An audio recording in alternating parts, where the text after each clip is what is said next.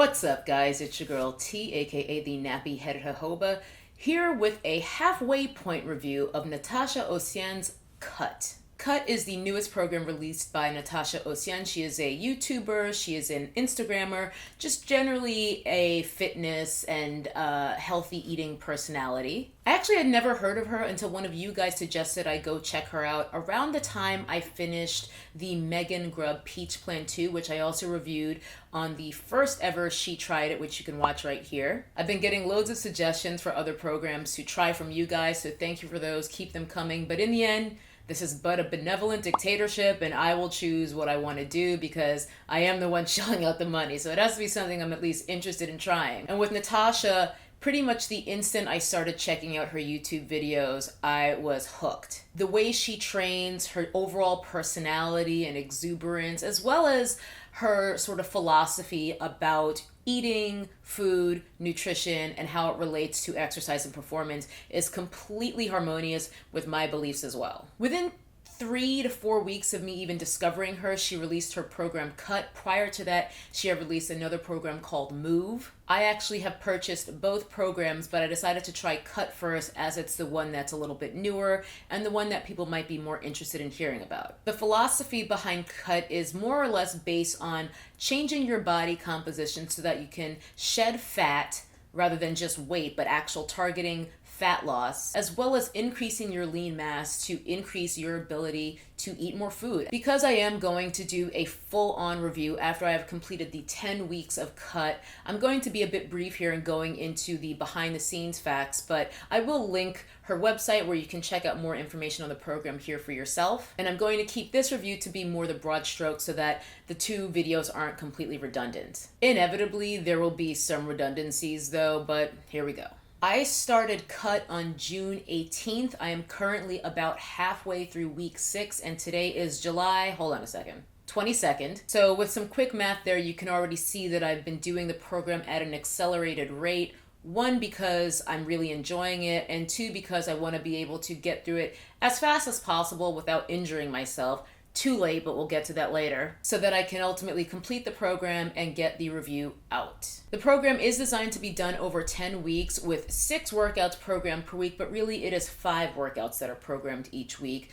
Each week starts off, and of course you can mix up and puzzle piece in these days as you see fit, but generally it is laid out where for each week, the first workout is plyometric, the second workout is upper body and HIIT, the third workout is lower body. The fourth is an active rest or recovery day, meaning you're meant to do an hour of light movement like walking, stretching, yoga, something like that. The 5th day is a total body workout, and the 6th day is a HIIT workout. The program workouts are generally around an hour, sometimes more, sometimes quite a bit more, depending on your own pace as you move through them. Aside from the standalone HIIT workouts, which are pretty much always 20 minutes because those are time-based workouts where you're doing a movement, say, for this many rounds, 30 seconds on, 30 seconds off, or Tabata or something like that. So those are pretty much prescribed 20 minutes based on how she lays out the time assignments for each movement you're doing within each standalone HIIT workout. And just in case anyone has not ever heard the term HIIT before, that's an acronym for High Intensity Interval Training. Because I am an idiot, I forgot to take proper before photos when I was starting this program. Nonetheless, I don't know if that's a huge deal, as the main point of this program is to elevate your metabolism. Still, I think visual progress is key to keeping people motivated, so I will share what I do have. This is a mirror shot from July 4th after I had just gotten back from the gym, I believe, which I had put on my Instagram stories just to show kind of where I was at that point. So I was decently into the program at that point because I had started June 24th and that photo is from July 4th. And here is what I was looking like this morning after I got back from the gym. So you can see that I've got more definition in my abdomen, which is, to be fair, where I get defined and cut the most easily. My upper body, my arms, and my abdomen is where I get shredded pretty quickly without much work. My problem area is from the waist down, my legs. Nonetheless, I think that this program has been really excellent at helping me to shed some fat and hopefully continue to get my metabolism up as we go through, because that is the main ethos of this entire program. That should give you a general overview of what the program is about how I've come along so far. So let me get into the more nitty-gritty of pros, cons, and miscellaneous thoughts, similarly to how I've structured my reviews of other nutrition and fitness programs on this channel. The first is something I sort of already touched upon, in that I really love the sort of thesis of this program, which is to get you to get more muscle mass on so that you can eat more food. Who doesn't love that? That's kind of Natacha's entire way of life. You know, she's very much about not restricting yourself. All foods are friends, I think, is something she even says in the guide, the little PDF explainer guide that comes with the program. And I also really love the workouts. This style of training is very much in line with how I like to train. I think that's why I fell in love with Natacha's channel in the first place, because I saw that she basically trains more or less like an athlete. And I started doing CrossFit in 2010, quite some time ago, and I do it off and on, you know, because I've got a lot of thoughts on CrossFit, and I may do a video addressing my thoughts on CrossFit at some point, but I do find that it's not necessarily a perfect for everyone ideal way of training. Nonetheless, the types of movements involved in CrossFit are the movements that I like to do. And I would say that if you have just a general sports background, any background in athletics, if you have a CrossFit background, or if you just enjoy training in really dynamic, interesting styles,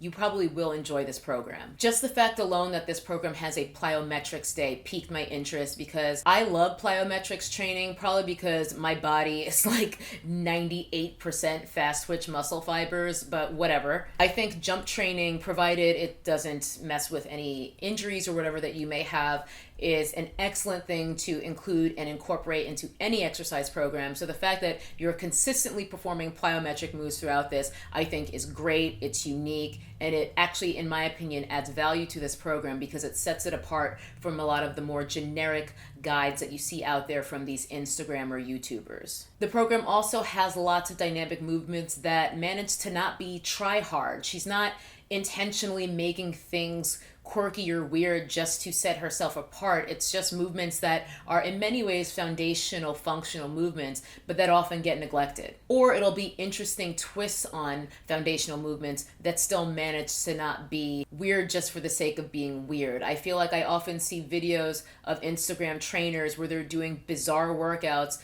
just for the views, I think. I mean, it's not necessarily benefiting you and often is potentially putting people in danger. However, I find that Natacha incorporates movements that are not over the top. They're just very awesome, fun, almost playful movements a lot of the times that you don't see really too often in other programs. I think there's a good balance of classic foundational movements that you will always probably want to keep in your routine, such as squats, deadlifts, bench presses, things like that, along with these more off the beaten path movements, which I still consider to be foundational functional movements. In fact, one of the coaches at the gym where I've been training, you know, I'm in there 5-6 days a week, and after a point, I think she started taking notice of some of the stuff I'm doing and made a point to come and introduce herself because, and this is a direct quotation, I'm always doing fun and interesting stuff. And she just kind of wanted to get to know me and see what I was up to. So I think that speaks to the creativity that Natacha has infused into this program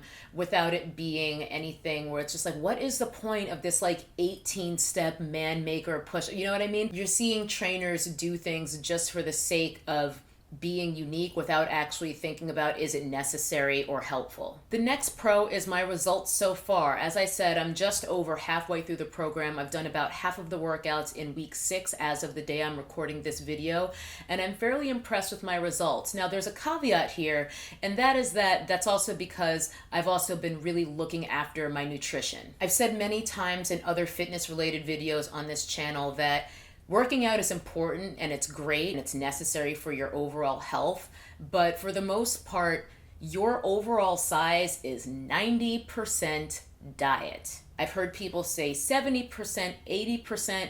In my experience, 90% is probably a low estimate of how important diet is to your overall size. Your overall size is determined in the kitchen. Your shape is determined by genetics and the gym. That's just the way I feel about it based on years of training and experience, but the shape of my body is determined by my DNA and what I do to sculpt that shape and maybe try to build up some parts and not worry about building up others as much in the gym. The overall size, like what size jeans I wear, That's based on what I'm putting in my face hole. The next pro is the actual format through which you access the program, which is also going to transition into a con because that pro is also a con.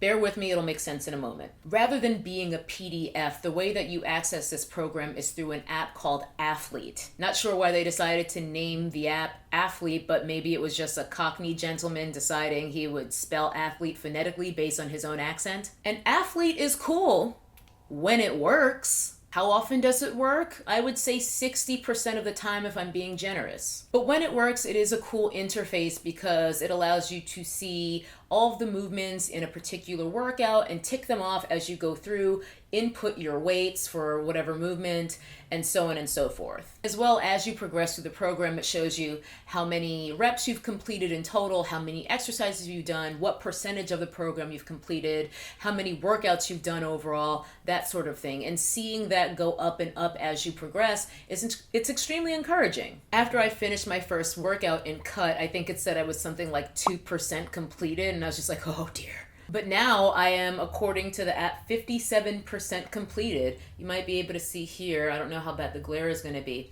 but you can see like my little stats at the top. Ignore the time total because that is going to, I'll explain that in the cons as I get into those in a moment. But you can see all the weeks that I've completed. You can see that I'm on week 6 in progress. Then you tap there. This is extremely hard to do, by the way, from this angle. And you can see the workouts that I've completed and the ones I still have to do. I still have to do total body and HIIT.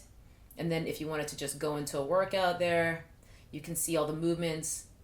And then as you go through, you just tap there on one of those circles and input your weight if applicable. It's pretty user-friendly, I must say. It's a cool presentation rather than just the basic PDF, where for me, I always feel pretty ripped off when I pay $50-$60 for a program and I just get a PDF. You can buy a book that has a program in it for far less money than that. So it just always feels like, I don't know how this started, where people were able to start charging these astronomical prices for content that is less than what you would get from an actual book.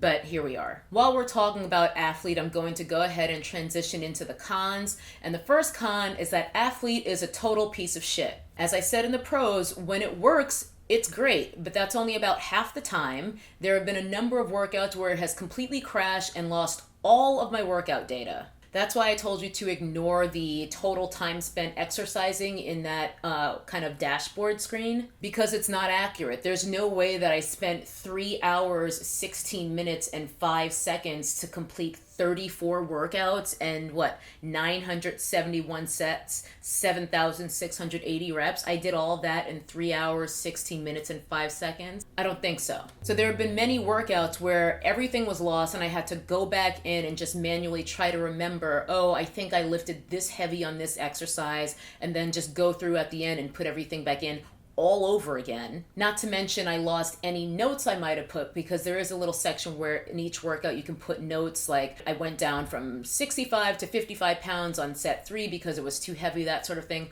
All of that kind of data is lost every time Athlete crashes, which is frequently. Another issue is that you can't change the default units in Athlete. So for many movements, you're going to need to put in the weights you're using, nearly all of them. There will be a button that says just body weight, or you can put in, I deadlifted 150 pounds, whatever. Now I'm in the United States, so typically our plates and dumbbells are going to be in pounds. If I'm using kettlebells, those are in kilos, that's fine. But regardless, Athlete is always defaulted to kilos, which is annoying. There should be a setting there where you should be able to change it to be what's more convenient for you. That's not really a gripe against Natacha, that's a gripe against the app itself. As is the fact that Athlete sucks overall, but nonetheless, I need to mention it because that is the only way to actually access the program Cut. Having said that, I think one thing that would be nice to include with Cut, or maybe to add to it if that's possible, is to have just a PDF chart, because there is a PDF that comes with the program, I should mention, that sort of walks you through and explains the program and just talks you through how to approach it depending on your situation and whether you're dealing with a falsely lowered metabolism from under eating, a normal metabolism, whatever. I think within that PDF, it would be awesome to have just quick and dirty rundowns of all of the workouts throughout the program organized by week or even just by workout or by type of workout, whatever, so that you could always just look at that or even print it out if you wanted to be super old school. And that way you wouldn't have to worry about dealing with athlete crashing or even just having to wake up your phone every time you need to see what's next. To just have that laid out, I think would be really convenient and handy, and I just wish it was there. The next con is that a lot of movements, while there are progressions provided for many of them don't have progression. So if you are a beginner, you might struggle a little bit with figuring out how to scale movements down to be more compatible with your fitness level. Beyond that, there are no alternatives or modifications offered for people with injuries ever on any movements. So for example, if you are injured and you can't squat, leg press, deadlift, whatever, you got to figure something else out on your own. Now I imagine it would be a tall order to provide that kind of information for the entire program, because ultimately it is, I'm not going to say 60 workouts, since the rest day, there's no real programming there. You just kind of decide what you want to do, but it's still 50 workouts. Nonetheless, I think for the main movements that recur, it would be helpful and just useful for people if you are injured to be like, okay, whenever a movement like this comes up, I'll just do that. And then you could just sort of apply it yourself. But instead, you are pretty much on your own in that respect. And the next con is, it's more of just kind of a heads up / warning. It's not a proper con, but even if you aren't injured, this type of program may aggravate an old injury or possibly give you a new one. I mean, that could really be true about any program, so it's not a true con. But for me, I have an old knee injury that is currently back again. I can't blame the program for that necessarily, but I do think that I generally have quite good form and I'm a very experienced exerciser. But I think some of the intensity of the movements in this workout and not really having alternatives to scale them down, it just made me feel like, oh, let me just go for it and do it as written instead of maybe listening to my body a little bit. And it did cause an old injury in my knee to flare up. So I'm kind of doing workarounds for that now. Luckily, I am an experienced exerciser well enough to know other things that I can do or things that I should back off on and maybe just eliminate or alter. But again, if you are a less than intermediate to advanced exerciser, you might be SOL. I just don't think that the guidance and support is necessarily there. Those are the main cons so far. Honestly, relatively minor. The main cons are just the interface on Athlete itself and the fact that the app crashes constantly. Miscellaneous thoughts. As I went through the different types of workouts earlier on in this video, you might have noticed that there are no dedicated abs workouts. That is not a con to me because I wouldn't want that. There are movements that will help to target and strengthen your core, so that's good enough for me. I don't want a dedicated abs day. Not to mention, you're pretty much constantly engaging your core on every movement you do. All athletic movement generates from the hips, and in order to perform those movements safely and effectively, you want to be engaging your core anyway. Nonetheless, I just thought I should mention that in the miscellaneous portion because I know there are some people who may want an abs day. The next miscellaneous comment is that you definitely need a gym, in my opinion, for this program. Not just for the equipment, because you will need access to things like a squat rack, a barbell, plates, etc. But you're going to need space because a lot of the movements in these workouts, particularly on plyometrics days, you need a lot of room to be able to do long jumps and things like that. I live in a 1-bedroom apartment, so that's not going to happen here. I suppose you could figure out ways to do movements like that if you want to just go to a park or what have you, but you're still going to be faced with the issue of needing equipment for things like leg presses and stuff like that. And even in my case, because I go to a CrossFit gym, it doesn't have all the equipment that's necessarily used in cut, and again, that's caused me to have to come up with creative solutions. So you could possibly make this program work at home, but I'm pretty sure Natacha even says on her website, like, you need a gym for this. So you'd need to be a pretty experienced exerciser with quite a lot of home equipment and access to a good yard or field to really make it work outside of a gym type environment. And as I just said, even with my gym access, I've had to come up with some creative alternatives for a lot of movements, like cable machine movements, leg press machine movements, because we don't have those at my gym. You're also going to need to be a pretty self-motivated person when it comes to working out for this program, in my opinion. There isn't really any guidance given on how long you should be resting, how heavy you want to go on a particular day. Because I kind of know what my 1 rep maxes are and how strong I am on certain movements, I basically just look at each day and I say, okay, we're doing 4 sets of 16 reps. That's pretty high volume. Let me do about this percentage of my 1 rep max. I think it would be really cool to maybe even include that kind of suggestion within the context of the program itself. Granted, a lot of people may not know their 1 rep maxes, so perhaps that's why it wasn't included, but as the fitness geek that I am, I love that kind of stuff, and I think it would be nice to have that. Bearing that in mind, you should have a pretty good sense of your strength for myriad different types of movements to be able to gauge what's good for you on each day as you approach the workouts. I have more thoughts, but I think I'm going to kind of hold back on sharing those until I've completed the program and do my full proper review, but that's where I'm at right now. If you don't want to wait for that next video, because it is going to be about 5 more weeks until I can get that video done, would I recommend this program? The answer is yes. I am really loving doing this program, knee injury flare-up aside. It's the kind of program where I actually look forward to my workouts almost every day, and even when I'm not looking forward to it, if I'm not feeling particularly motivated, I feel great afterwards every single time. It's simply very compatible with my style of training and how I like to work out. So for me, it's been just a really great match. If that sounds like you as well, I think you will really enjoy it.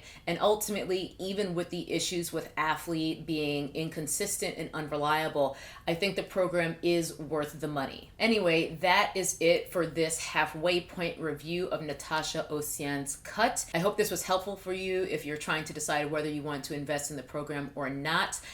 Ultimately, I will be doing my final review, so feel free, if you don't mind waiting, to see what my final thoughts are so that I can expand on some of those pros, cons, and miscellaneous, and as well just to see how I'm looking at the end, to see how my physique has changed, if at all. Really, if you're already leaning toward getting the program and you just weren't sure one way or the other, I am here to give you that nudge because I really, really, really have been enjoying it. That is it. That is going to do it for me for this video. However, if you would like to see some clips of me actually performing the workouts from this program, I have been kind of documenting them in my, well, they're not vlogs, I'll tell you that, because I don't vlog.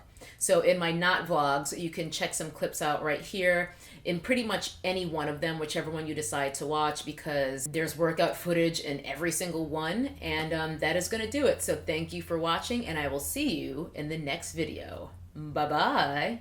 That's a nappy-headed hose there, I'm going to tell you that now.